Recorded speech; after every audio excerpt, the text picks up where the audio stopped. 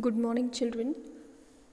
Today, I'm just going to tell you about a new concept that has been developed by diet गॉचर. ठीक है, आपकी जो हमारे स्कूल्स की डाइट होती है वहाँ से एक वर्कशीट इशू की जा रही है. आप पहले ध्यान से समझ लें, ये सबके लिए है, क्लास 6 to 9th तक. क्लासेस 6 to 9th तक के बच्चे वर्कशीट करेंगे. वर्कशीट शुरू होनी थी 1 जुलाई से, तो थोड़ा सा लेट हो गया, तो हमें आज मिली है. आज मैं आपको 3 दिन का मतलब 3 days का एक्सप्लेन कर दूंगी यहाँ पे वर्कशीट, जो 1 जुलाई, 2 जुलाई एंड 3 जुलाई मीन्स आज तक कंप्लीट होनी है. एक दिन का एक वर्कशीट. जब मैं अभी यहाँ पे एक्सप्लेन करूँगी आप समझ लेना. उसमें ऑलरेडी लिखा है डे 1 मीन्स 1 जुलाई, डे 2 मीन्स 2 जुलाई, डे 3 मीन्स 3 जुलाई. तो आज तक एक्सप्लेन कर रही हूँ मैं. नेक्स्ट 3 days की फिर नेक्स्ट वीडियो में डालूंगी. So let's start now. You can see, देखो यहाँ पे क्या लिखा हुआ है. सभी सम्मानित खंड शिक्षा अधिकारी, उप शिक्षा अधिकारी इन वर्कशीट को अपने विकास खंड में कक्षा 6 से 9 तक अंग्रेजी, हिंदी, गणित, विज्ञान, सामाजिक विज्ञान का अध्यापन करने वाले सभी अध्यापकों तक अवश्य शेयर करें. ये वर्कशीट जुलाई प्रथम सप्ताह हेतु है, मतलब फर्स्ट वीक के लिए है. अब क्लास 6 से शुरू करते हैं. मीन्स एक वीक में कितने डेज होते हैं? How many days are there in a week? 7 days होते हैं. तो 7 days का 1 day में 1 एक्टिविटी है. कुछ ज़्यादा डिफ़िकल्ट नहीं है, सिंपल सा है. आपको अच्छे से डे 1 लिखना है, 1 जुलाई की डेट डालनी है और अपनी फेयर इंग्लिश नोटबुक में इसको काम करना है. ध्यान से सुन लो, क्योंकि ये फ़ोटोज़ फिर हमें वहीं भेजनी है. जैसे ही 7 days हो जाएगा, मतलब संडे, नेक्स्ट संडे को इस हफ्ते की सारी कॉपी मांगी जाएंगी. तो ध्यान से सुनेंगे सारे बच्चे. आप अच्छे से अपनी कॉपीज़ में डे 1, डे 2, डे 3 ऐसे ही काम करेंगे. तो अभी मैं क्लास 6 का सबसे पहले स्टार्ट कर देती हूँ. यस, ये देखेंगे, ये है डे 1 की. देखो इसमें लिखा है क्लास 6 इंग्लिश. ध्यान से देखो, लिखा हुआ है. और इसे एक्चुअली घर पे करना है, माता पिता को करवाना है, हमें सिर्फ आपको देना है. तो फिर भी मैं एक्सप्लेन कर रही हूँ. वैसे इसमें एक्सप्लेन भी नहीं करना है, ये खुद ही समझ के करने वाली चीज़ें हैं. लेट्स फिर भी समझ लो आप लोग. क्या लिखा है? इंग्लिश वर्कशीट करने से पूर्व बच्चों को ध्यान देने की गतिविधि करवाएं तथा स्वयं भी करें. आप लोगों को अगर याद होगा, जब स्कूल चल रहे थे, 6 वालों को तो नहीं होगा, बाकी जो बड़ी क्लासेस हैं वो इसी वीडियो में मैं सबके लिए बोलूँगी. तो आपको ध्यान होगा, हमने यहाँ पे मेडिटेशन जिसे कहते हैं, एक तरह से माइंडफुल एक्टिविटी आनंदम के अंतर्गत की थी. तो आपको इससे पहले, सबसे पहले वर्कशीट करने से पहले इस एक्टिविटी को करना है. क्या करना है? ध्यान कैसे करते हैं? ध्यान एक तरह का वही है कि आपको अपनी सांसों में ध्यान केंद्रित करना है. क्योंकि जब हम मेडिटेशन करते हैं, हम ध्यान करते हैं, तो हमारा कंसंट्रेशन पावर बढ़ जाता है. और कंसंट्रेशन अच्छा होता है तो तभी पढ़ाई हो पाती है. इसीलिए माइंडफुल एक्टिविटी को इस हफ्ते यही चलेगा. फिर स्टोरी टेलिंग आएगा, जो भी आता रहेगा हम आपको देते रहेंगे. ठीक है. सो फर्स्ट है माइंडफुल ब्रीदिंग. सांस की प्रक्रिया पर ध्यान देना कि सांस की हम इनहेलिंग और एक्सेलिंग. ध्यान से सुनेंगे. इस गतिविधि को करने से पहले बच्चे किसी स्थान पर आरामदायक अवस्था में बैठ जाए. तो आप अपने घर में पहले अच्छे से इस वर्कशीट को करने से, इसमें पूरी फैमिली इसको एक साथ कर सकती है. ठीक है, माता पिता, भाई बहन सब एक साथ कर सकते हैं. तो आप एक जगह पे अच्छे से बैठ जाए, आरामदायक अवस्था में बैठ जाए. फिर अब धीरे धीरे से अपनी आंखें बंद कर लें और या नीचे की ओर भी देख सकते हैं. आप अपना ध्यान अपनी सांसों पर ले जाएं. हम सांस लेते हैं ना, but we don't have time to think ever about it. हम कभी इस चीज़ पे नोटिस थोड़ी करते हैं. हम तो बाहर की दुनिया में रहते हैं. तो थोड़ा माइंडफुल एक्टिविटी का मतलब है बिल्कुल अपनी सांसों को सुनो. Feel your breath. अपनी सांस को महसूस करो. अंदर आती और बाहर जाती हुई हवा को महसूस करो. अगर आपका ध्यान भटक रहा हो तो घबराए नहीं, पुनः अगली सांस पर ध्यान दें. यह अभ्यास लगातार 2 मिनट करना है. तो 2 मिनट आप इस एक्टिविटी को करेंगे.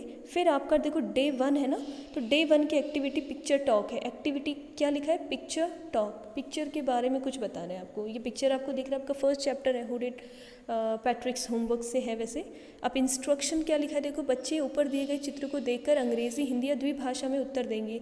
मतलब यहाँ पे वैसे तो इंग्लिश की वर्कशीट है, पर ये थोड़ी अलग तरह की एक्टिविटी है. यहाँ पे यू आर फ्री कि अगर अंग्रेज़ी नहीं आ रही है, पर मैं आंसर बोलूँगी तो आप अंग्रेज़ी में ही लिखना. आई बिलीव कि you can do this much.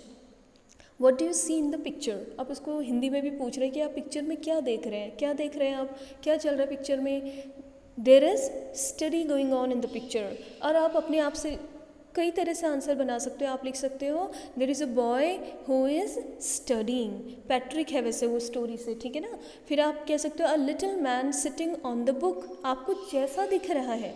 आप हिंदी में भी लिख सकते हो, आप इंग्लिश में भी लिख सकते हो, द्विभाषा, यहाँ पे फ्रीडम है आपका।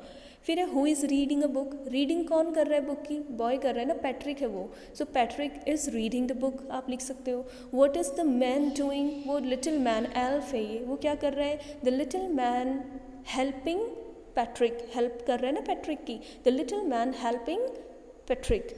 अगर आपको कुछ और लग रहा है तो आप और भी कुछ बोल सकते हो। फिर है how many books are there, कितनी बुक्स हैं यहाँ पे, काउंट कर लो 1 2 3 4 5 6, आपको खुद ही करना है ये, ठीक है। So there are 6 books.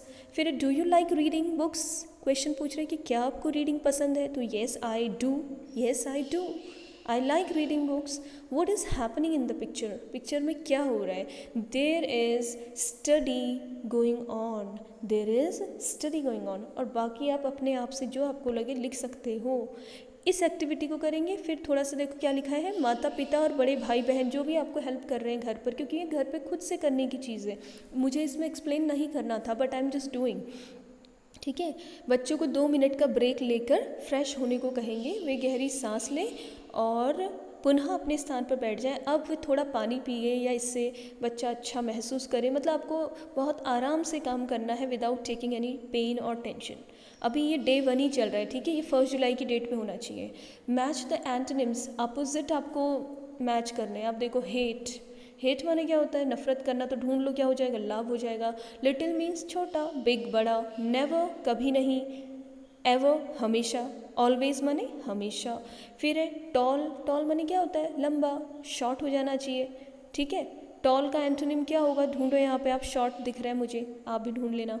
Give means देना, टेक माने लेना, ठीक हो गया, टेक मीन्स लेना।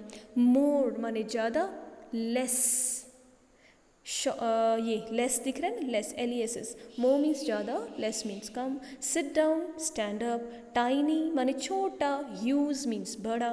बैक माने पीछे, फ्रंट मीन्स आगे।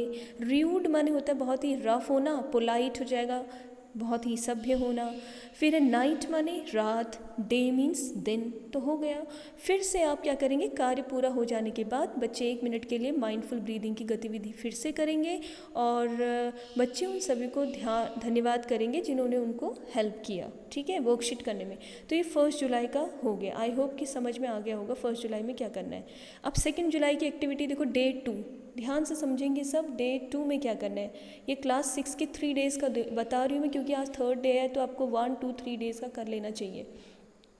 माता पिता बड़े भाई बहन हेतु निर्देश, इंग्लिश वर्कशीट करने से पूर्व बच्चे को 2 मिनट फिर वहीं माइंडफुल ब्रीदिंग कराएंगे और पूर्व में दिए गए निर्देशों के अनुसार गतिविधि संपादित होगी।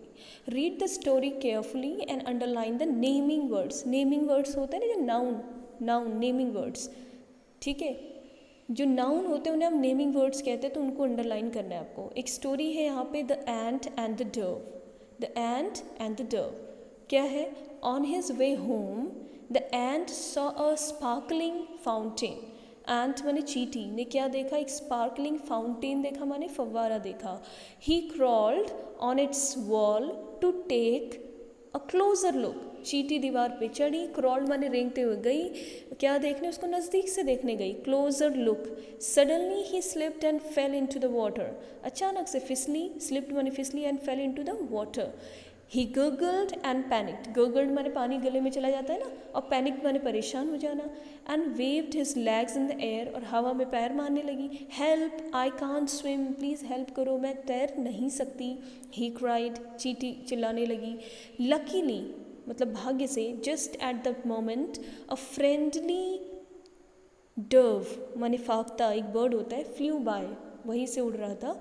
She saw that the tiny ant was drown माने डूबना, तो उस फाख्ता जो बर्ड होता है उसने उसको देखा कि वो तो डूब रही है एक चींटी। And quickly flew to the nearby tree, वो जल्दी से नज़दीक के एक पेड़ पे गई। She pulled off a leaf, उसने एक पत्ता खींचा, लीफ माने तोड़ा एक पत्ता, and let it glide down to the ant, और वो पत्ता चींटी के आगे डाल दिया।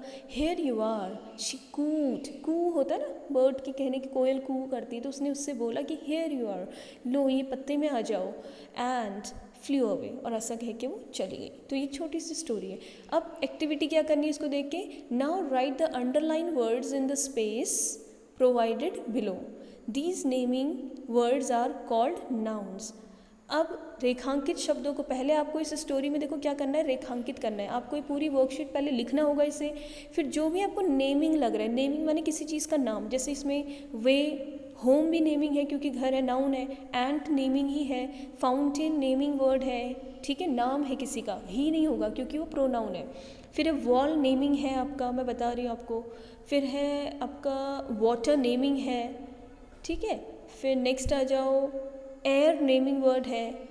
Next luckily just at the moment of friendly, Dove, Dove एक फाख्ता एक बर्ड है, उसका नाम है, तो ये भी नेमिंग वर्ड है।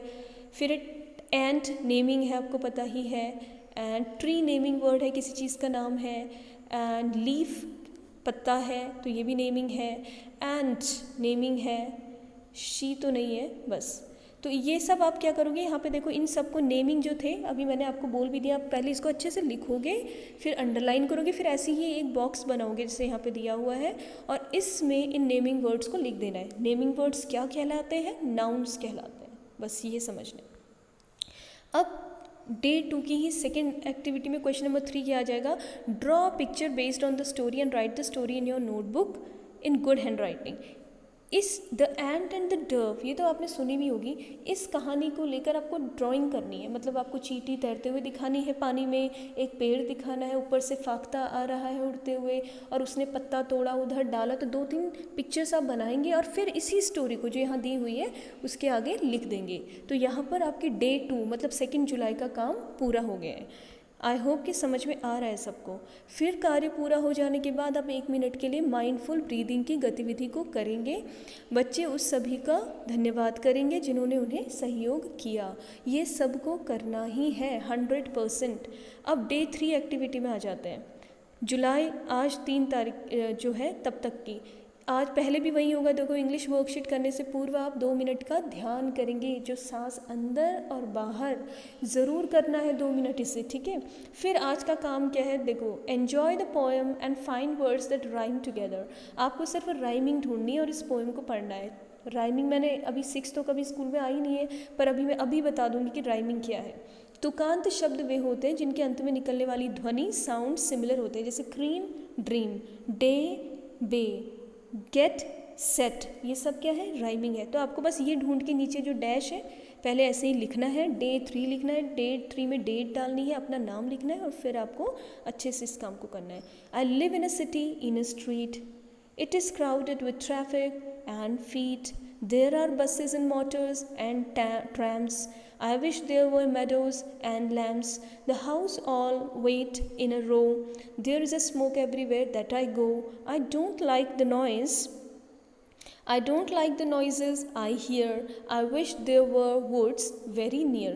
तो इसमें क्या क्या आप सोचो, राइमिंग किसमें है, street feet, trams lamps, row go, here near. तो आपको पहले में लिख देना चाहिए स्ट्रीट फीट, फिर लिखना है ट्रैम्स लैम्प्स, फिर रो गो हियर नियर। तो ये हो गया आपका 3rd डे की एक एक्टिविटी, बहुत सिंपल है। फिर इसमें भी क्या करें, draw a picture based on the poem and write the poem in your notebook in good hand writing. अब इस पोएम में क्या कहा गया है, द सिटी चाइल्ड, शहर में रहने वाला बच्चा। आप एक शहर का चित्र बनाओ, एक बच्चा उसमें दिखाओ। आई लिव इन अ सिटी, बच्चा कहता है कि मैं एक शहर में रहता हूँ। इन अ स्ट्रीट, एक गली में रहता हूँ। It is crowded with traffic, पूरी किससे भरी हुई है गली, ट्रैफिक से भरी हुई है। एंड फीट, पैर ही पैर दिख रहे हैं, मतलब बहुत सारे लोग हैं, बहुत सारी गाड़ियाँ हैं। There are buses and motors, हर जगह बसेस हैं, मोटर्स हैं। एंड ट्रैम्स, ट्रैम्स भी वही होते हैं, एक तरह की गाड़ी होती है, ठीक है, ट्रक वगैरह। I wish there were meadows, मैं चाहता हूँ कि काश यहाँ पे मेडोज़, माने ऐसा कुछ नहीं होता, अच्छे अच्छे घर जैसे आपके वहाँ है ना, बड़े बड़े पहाड़ और हरी घास, वो बच्चा चाहता है कि ऐसे ही शांत होता तो कितना अच्छा लगता। एंड लैम्स, लैम माने मेमना, भेड़ के बच्चे को कहते हैं। The house is all wait in a row, जहाँ पर सुंदर सुंदर घर एक लाइन में, मतलब दूर दूर लाइन में लगे रहते हैं। There is a smoke, sorry ये फिर शहर की बात करता है कि the house all wait in a row, कि शहर में तो घर कैसे बिल्कुल लाइन में चिपके हुए हैं एक दूसरे से। There is a smoke everywhere I go, जहाँ जाता हूँ वहाँ धुआं ही धुआं है, पोल्यूशन है। I don't like the noises, मुझे हल्ला बिल्कुल अच्छा नहीं लगता. आई हियर, जो मुझे सुनाई देता है यहाँ शहर में. I wish there were woods very near, मैं चाहता हूँ कि काश मेरे आसपास क्या होता, वुड्स माने जंगल होते, हरियाली होती, घास के मैदान होते और बहुत शांत वातावरण होता. तो ये थर्ड डे की पोएम है. पहले मैंने आपको बता दिया राइमिंग करनी है और फिर यहाँ पे नीचे आपको क्या करना है, ऐसी ही एक पिक्चर बनानी है. तो अभी मैं क्लास 6 के लिए सिर्फ 3 डेज़ का मैंने वर्कशीट डिस्कस कर दिया है. ध्यान से समझो. आप लोग को क्या करना है कि आपको जुलाई 1 तारीख का, 2 तारीख का, 3 तारीख का, आज तक का काम आज ही निपटा लेना है, क्योंकि कल से फिर हम नेक्स्ट 3 डेज़ की एक्टिविटीज़ करेंगे और ये एक्टिविटीज़ सबको ही करनी है. It is compulsory for all the students class from class 6. ये क्लास 6 का है.